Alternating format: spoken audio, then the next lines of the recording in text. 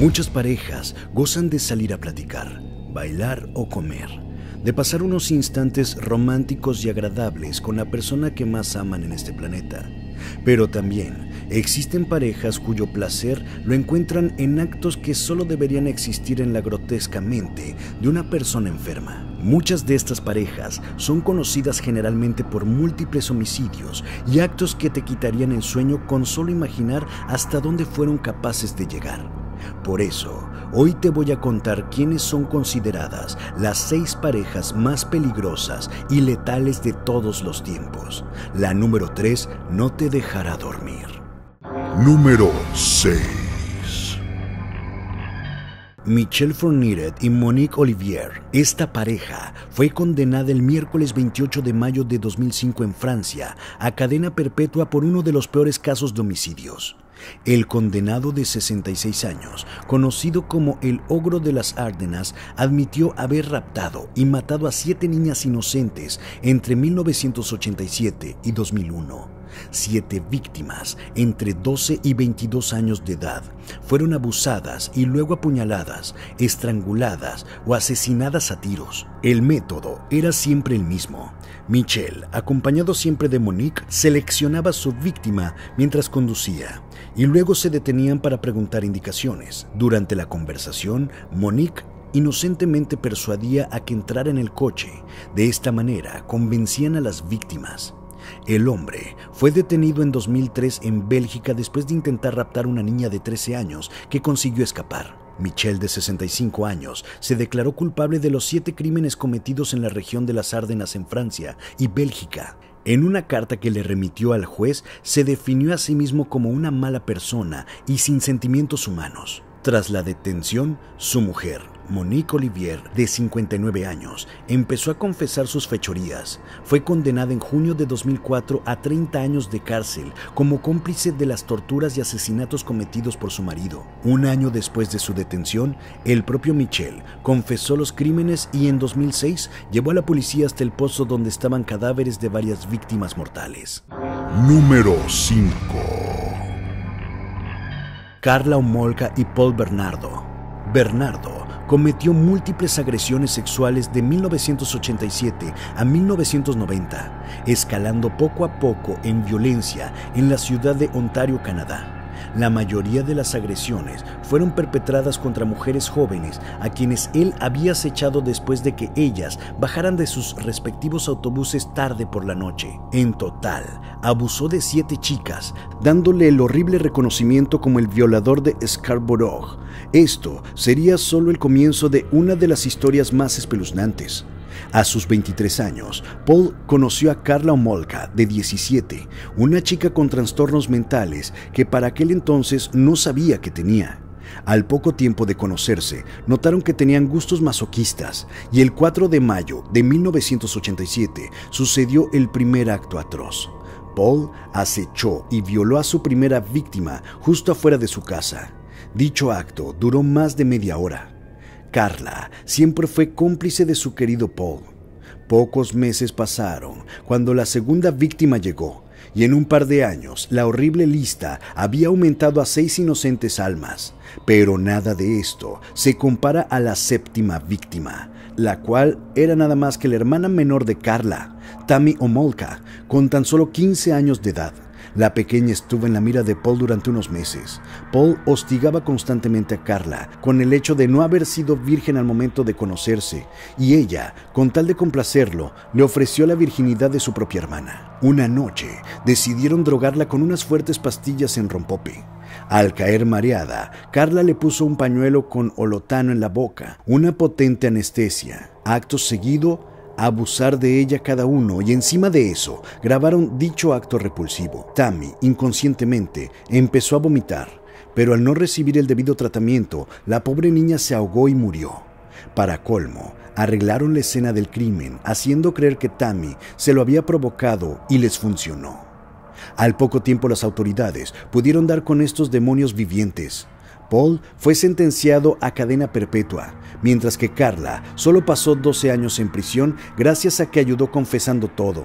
Se cree que ahora vive en una isla con una nueva pareja y 3 hijos bajo el nombre de Lane Bordelais. Número 4. Charlene y Gerald Gallego. Gerald nació el 17 de julio de 1946 en Sacramento, California. Era hijo de un maleante. Su padre asesinó a 2 policías y fue ejecutado en 1955. Gerald cometió su primer crimen con tan solo 13 años, cuando abusó de una niña de 6. Al crecer, se casó varias veces y todos sus matrimonios terminaron de forma violenta. En 1973, tras pasar 3 años en prisión por robo a mano armada, fue puesto en libertad. Estaba ya separado de su 5ª mujer cuando en 1977 conoció a la joven Charlene Williams, de 19 años de edad, quien al poco tiempo decidió hacerla su pareja de vida.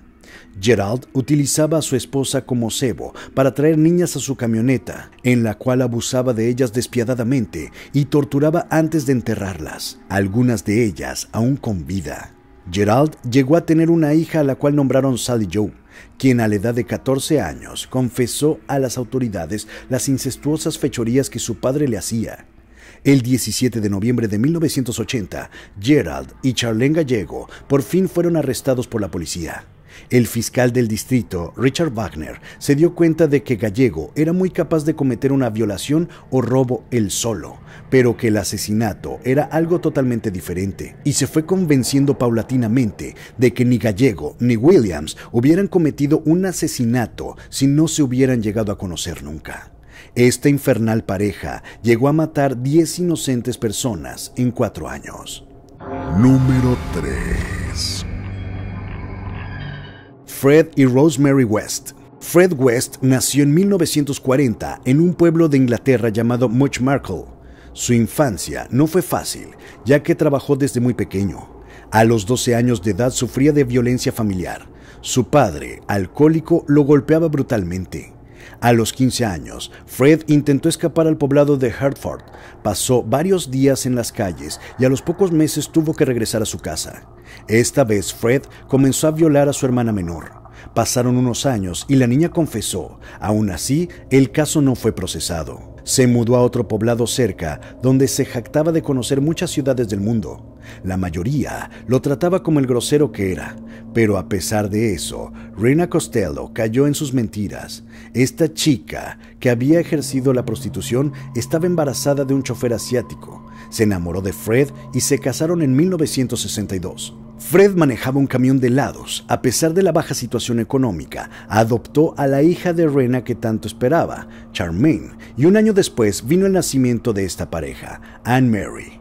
A pesar del pasado de Rena como trabajadora sexual, se cansó de las infidelidades de Fred y sus altas exigencias sexuales, por lo que dejó a Fred y se mudó a Escocia, dejando a las niñas con él. En 1967, contrató a una niñera, Anne MacPhail, con quien inició un romance y terminó embarazada. Fred no quería tener más niños, y fue ahí donde llevó a cabo su primer acto homicida. La mató a sangre fría, en un prado cerca de Much Marcle.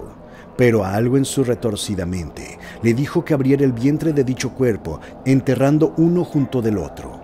Y por si fuera poco, le cortó los dedos de los pies y las manos a la mujer.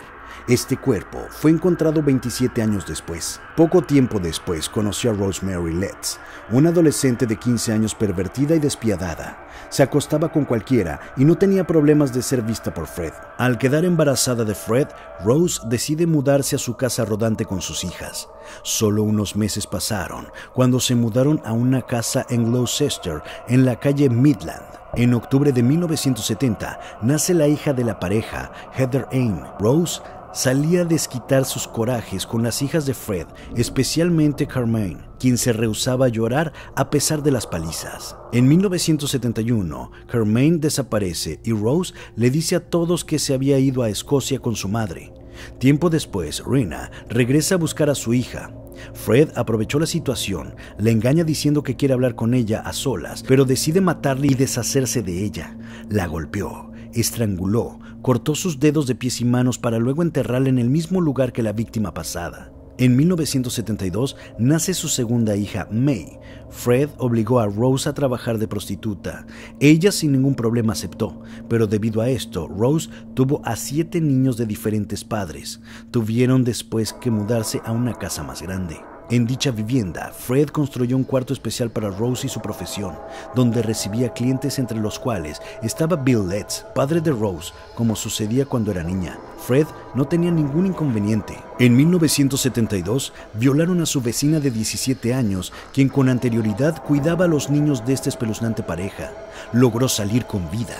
En 1973, esta pareja construyó un cuarto especial en el sótano, donde llevaron a Anne Mary para ser violada por su padre, mientras Rose observaba. Anne quedó embarazada a la edad de 14 años. Tras perder el bebé, decidió escapar para siempre, solo para ser reemplazada por su hija Heather, quien desaparecería años después. Fred siguió abusando sexualmente de sus niñas hasta que una de ellas le contó a una de sus compañeras de clase, cuya madre denunció a la familia. El 6 de agosto de 1992 inició la investigación contra los West. Fred fue acusado de violación y maltrato infantil. Rose fue calificada como cómplice, en tanto a los niños fueron llevados a una casa de acojo. El caso se derrumbó cuando dos principales testigos se negaron a declarar en corte, por lo que la policía comenzó a investigar el caso como presunto homicidio tras la desaparición de Heather. La primera pista la dieron sus hermanos al bromear diciendo que estaba enterrada en el patio. La policía consiguió otra orden en 1994, lo que les permitió excavar en el jardín de la casa, encontrando los restos de la niña. Fred confesó todo en la corte, incluyendo sus exparejas, dando un total de 11 asesinatos. El 1 de enero de 1995, Fred se ahorcó en su celda. Solo 3 personas asistieron a su funeral.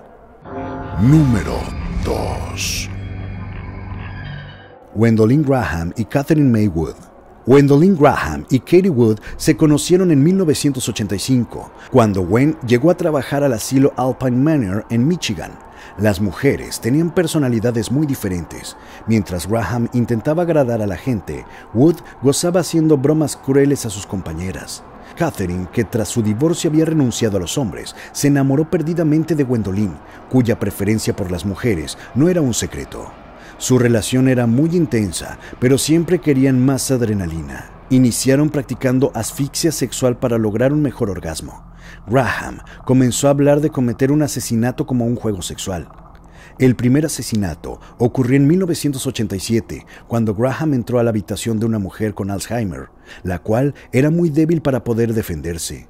La asfixió con su propia toalla, mientras Wood se mantuvo en la puerta vigilando. En los próximos meses, 4 pacientes más de Alpine Manor fueron asesinados.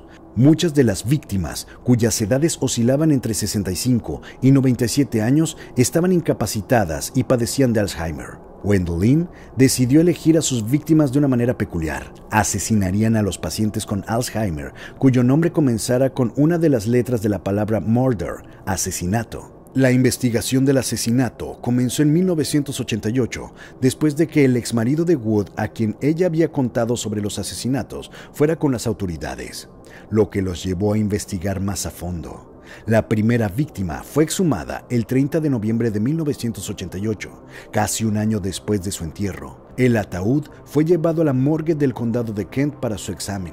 Al final, hubo pruebas suficientes para justificar el arresto de Wood y Graham. En diciembre de 1989, Graham fue arrestada en su ciudad natal, Tyler, Texas.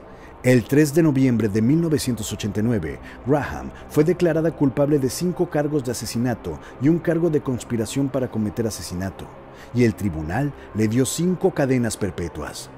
Wood fue acusada de un cargo de asesinato en segundo grado. Fue sentenciada a 20 años y ha sido elegible para libertad condicional desde el 2 de marzo del 2005.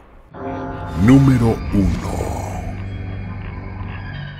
Raymond Fernández y Martha Beck. Raymond Fernández y Martha Beck fueron una pareja de hábiles asesinos que en 1947, motivados por una inescrupulosa sed de dinero, empezaron una ola de ataques a mujeres que buscaban pareja por medio de anuncios en el periódico. Al haber nacido en Hawái, Fernández era ciudadano norteamericano y en 1945 regresó solo a América. Durante el viaje por mar hacia Curazao, en las islas occidentales, tuvo lugar el accidente que cambió su vida. Una escotilla golpeó su cabeza, dejándolo hospitalizado un año. Después de eso, Raymond se convirtió en una persona temperamental y grosera. En 1947, cuando contaba con 31 años de edad, Raymond Fernández conoció a la enfermera Martha Beck, de 26 años. Por razones misteriosas, Raymond y Martha se sintieron fuertemente atraídos el uno por el otro. Raymond, para entonces, era un estafador y ladrón de pertenencias a mujeres desafortunadas. Pasó un año en la cárcel por dichas acciones. Martha, al conocerlo, en vez de escandalizarse y censurarlo, decidió lisa y llanamente colaborar con él. Desde ese momento, se hizo pasar como hermana de Fernández y puso en juego todos sus recursos para ayudarle a estafar a las infortunadas mujeres que se cruzaban en su camino. Sea por sadismo o por celos, la mujer convenció al explorador de que añadiera el máximo crimen a sus prácticas delictivas. Así fue como en un lapso de apenas 2 años, la pareja homicida asesinó a más de 20 mujeres. A finales de 1948, los fingidos hermanos se instalaron en la casa de una joven viuda de 28 años, Mrs. Delphine Dowling, cuyo esposo había perecido víctima de un accidente ferroviario y que tenía una hijita de 2 años.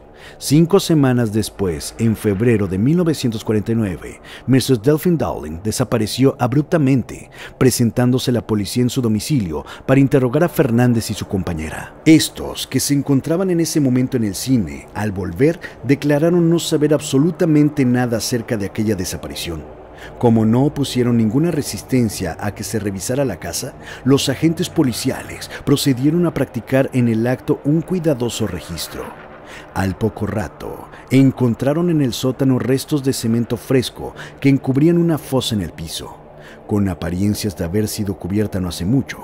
Removiéndola, salieron a la luz los cadáveres de Mrs. Dowling y su hija. Fernández y Martha Beck fueron arrestados y acusados del crimen. Salieron a luz detalles tan repugnantes que la corte acordó prohibir su publicación.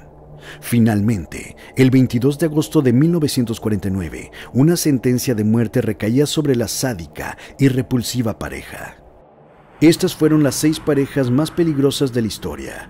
Espero no haberte quitado tus ilusiones de encontrar una linda pareja. Si te gustó este top, házmelo saber dando clic con una manita arriba. Si este video llega a 15,000 likes, subiré otro en menos de lo que te imaginas. Yo soy Alberto del Arco